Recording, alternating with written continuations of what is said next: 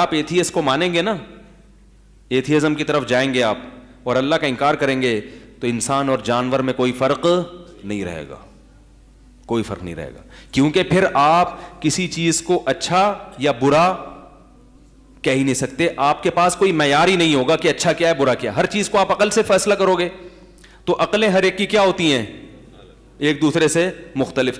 مثال کے طور پر ایک ایتھیسٹ سے میں نے سوال کیا, میں نے کہا اچھا مجھے بتاؤ اچھائی کی ڈیفینیشن کیا ہے, اچھائی کی, قیامت آ گئی مگر وہ اچھائی کی ڈیفائن نہیں کر سکا. میں نے کہا میں آپ کو بتاتا ہوں, اگر اللہ کو نکالو گے تو مذہب نکل جائے گا, پیغمبر, تو سارا سیٹ اپ تو وہاں سے شروع ہوتا ہے نا.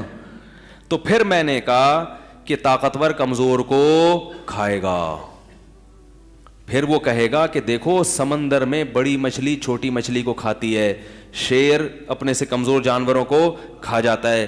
تو اس سے وہ پھر وہ نیچر سے لے گا نا ہر چیز. تو نیچر یہ کہتی ہے کہ جو پاورفل ہے وہ کمزور کو دبا لے. کمزور کو اللہ نے کمزور یا نیچر نے کمزور اس لیے تو رکھا ہے کہ وہ اپنے وجود کو برقرار رکھنے کے لیے کوشش کرے, اور طاقتور اپنے آپ کو برقرار رکھنے کے لیے اس کو کیا کرے, کھا جائے. تو وہ یہ کرے گا. آپ کے پاس کوئی دلیل نہیں ہے کہ اس عمل کو آپ کیا کہو, ناجائز کہو. پھر جو بڑے بڑے سیاستدان غریبوں کی زمینیں کھا جاتے ہیں, صحیح کرتے ہیں, کہتے ہیں بھائی ان کے پاس کھانے کی طاقت نہیں, ہمارے پاس طاقت ہے, ہم کھا رہے ہیں. کیسے کہو گے کہ یہ غلط ہے؟ کوئی دلیل نہیں ہے غلط کہنے کی. رشتہ داری جوڑنی ہے کہ توڑنی ہے, کوئی دلیل نہیں ہے آپ کے پاس. سود تو بہت بات کی چیز ہے, جس سے معیشت کا نظام تباہ ہو رہا ہے, وہ تو حلال ہی ہے. وہ تو اسلام کے علاوہ جتنے لوگ ہیں ویسے ہی حلال کہتے ہیں, حالانکہ سود کی وجہ سے انسانی معیشت کیا ہو گئی ہے, برباد. پھر زنا میں آپ فرق نہیں کرو گے کہ کس سے حلال ہے کس سے حرام ہے, نہ جو اچھا لگے وہ کیا ہے. اسی وجہ سے یہ جتنے دنیا میں ظالم لوگ ہوتے ہیں نا, ان میں زیادہ تر لوگ اپنے گناہ کو حلال کر کے کرتے ہیں. یہ کہتے ہیں شراب پینے والا کیا کہتا ہے, یہ اسٹریس کا کیا ہے, علاج ہے, جبکہ اس شراب سے انسانیت کو جو نقصان ہوا ہے, بے تحاشا نقصان. یہ تو مذہب ہے جس نے شراب پر پابندی لگا دی. صحابہ نے پوچھا اس کی لاجک کیا ہے, اس میں تو فائدے ہیں, تو ڈپریشن ختم ہوتی ہے, اسٹریس ختم ہوتا ہے. قرآن نے کہا کہ اللہ نے اس کو کیا کر دیا ہے, حرام. بس خدا کے آگے تو آدمی ہتھیار ڈال دیتا ہے بھائی. اب آپ خدائی کا انکار کر دو تو دلائل سے ثابت کرتے رہو بیٹھ کے. کسی شرابی کے سامنے آپ دلائل کے انبار لگا دو, آپ کی ہر دلیل کو وہ چٹکی سے اڑا دے گا.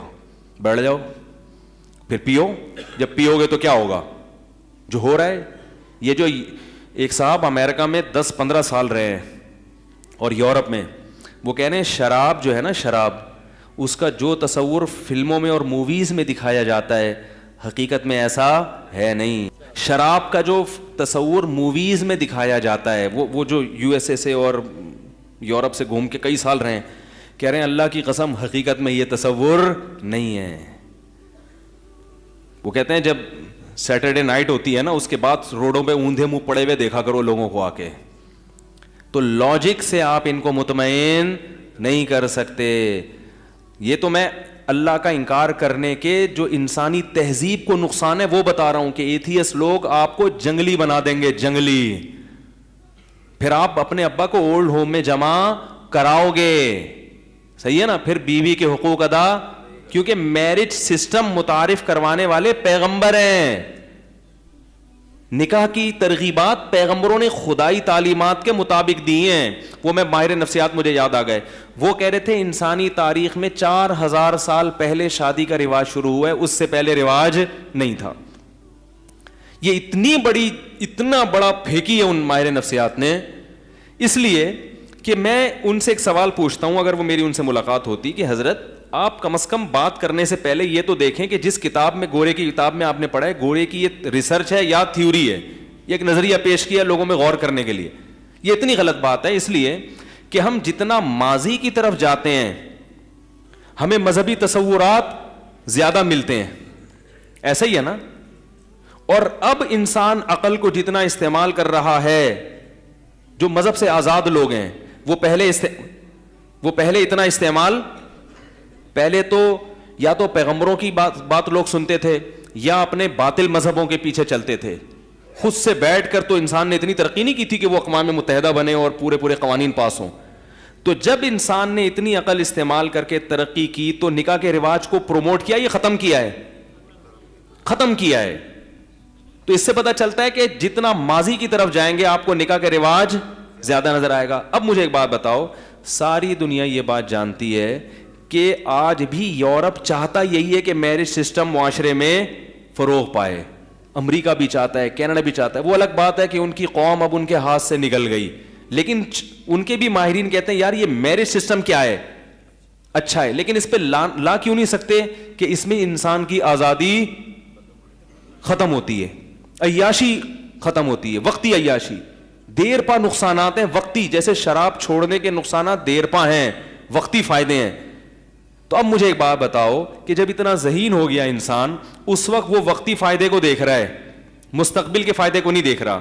تو جب انسان اتنا میچور نہیں تھا, پوری دنیا کے قوموں نے کوئی گول میز کانفرنس کی تھی کہ ہم وقتی فائدے کو مت دیکھیں. ایکچولی چونکہ زنا سے بڑے نقصانات ہیں, تو پوری دنیا میں جہاں جہاں انسان بستے ہیں ہم سب ان میں میرج سسٹم کو کیا کریں گے, بولو بھائی, فروغ دیں گے. یعنی پہلے تو زنا تھا, بعد میں ساری دنیا کے انسانوں نے مل کے قانون بنا کے میرج سسٹم کو کیا کر دیا دنیا میں رائج.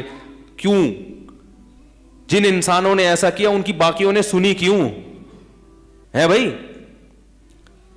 اگر آپ پہلے تو جنگلی لوگ تھے نا, جنگل میں 4 آدمیوں کو چھوڑ دیں, کبھی بھی شادی کی طرف 4 آدمی اور 4 عورتیں چھوڑ دیں آپ, اور کوئی تہذیب نہ ہو, کوئی تعلیم دینے والا نہ ہو, کبھی بھی شادی کی طرف نہیں آئیں گے.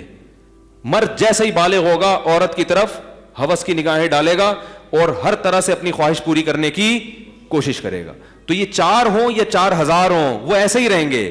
ان کو کان سے پکڑ کے لانا پڑے گا کہ نا نا نا نا نا نا, بالغ ہو گئے تو ادھر ادھر جانے کی اجازت نہیں ہے, تم نے نکاح کرنا ہے, بہو بنا کے گھر میں لانا ہے.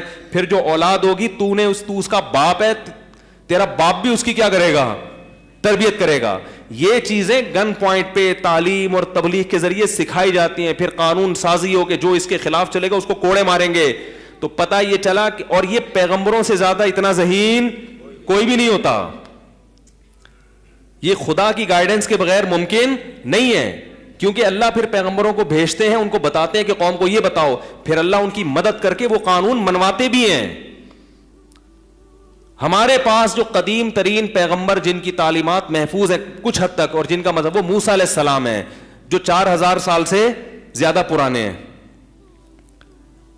تو موسیٰ علیہ السلام کی اللہ نے مدد کی, فرعون کو غرق کروایا. اور موسیٰ علیہ السلام جو سسٹم لے کر آئے, اس سے پہلے فرعون میں جو نکاح کا سسٹم تھا وہ بھی کسی پہلے والے پیغمبر کی تعلیمات کا, بولو بھائی, نتیجہ تھا. کیونکہ اللہ نے ہمیں بتایا ہے کہ انسان سارے پیغمبروں ہی سے سیکھا کرتے تھے, پھر آہستہ آہستہ پیغمبروں کی تعلیمات سے دور ہونا شروع ہو گئے. تو جو دور ہوئے ان میں رواج ختم ہو گیا, جو باقی رہے ان میں رواج, بولو بھائی, باقی ہے. آج بھی سب سے زیادہ نکاح کا رواج کس قوم میں ہے؟ مسلمانوں میں. تو ہمیں کس نے سکھایا؟ یہ پیغمبر نے سکھایا ہے. اب اگر مجھے کوئی کہے مجھے پیغمبر نے نہیں سکھایا تو دنیا کا سب سے بڑا بیوقوف ہوگا. صحیح ہے نا, دنیا کا سب سے بڑا بیوقوف ہوگا.